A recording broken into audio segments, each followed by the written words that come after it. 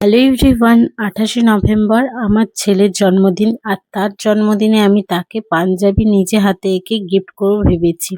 তো তার জন্যই আমি সাদা রঙের একটা পাঞ্জাবি কিনে এনেছি। আর জানো, আমার ছেলের কিন্তু ফুল, পাতা, পাখি এগুলো খুবই পছন্দের। আর তার জন্যই আমি একটা এরকম ভাবনা নিয়ে আঁকতে বসেছি, যেখানে থাকবে পাতা, ফুল, পাখি। প্রত্যেকটা মায়ের জীবনে এটা হচ্ছে খুবই স্পেশাল ডে। আমার মনে পড়ে যায় সেই 2022-এ ২৮শে নভেম্বরের কথা, যখন আমার ছেলে আমার কোলে প্রথম এসেছিল। আমার মুখে আনন্দের হাসি ছিল আর চোখে জল ছিল, কিন্তু সেই জলটা দুঃখের ছিল, সেটা ছিল খুবই আনন্দের জল। যাই হোক, সেই বাচ্চা এখন ৩ বছরের হয়ে গিয়েছে। আমার ছেলে আমার জীবনের এক অমূল্য সম্পদ। আমি মা হয়ে এটাই কামনা করব যে ও যেন সর্বদা সৎ, ন্যায়পরায়ণ ও মর্যাদাপূর্ণ জীবনযাপন করে।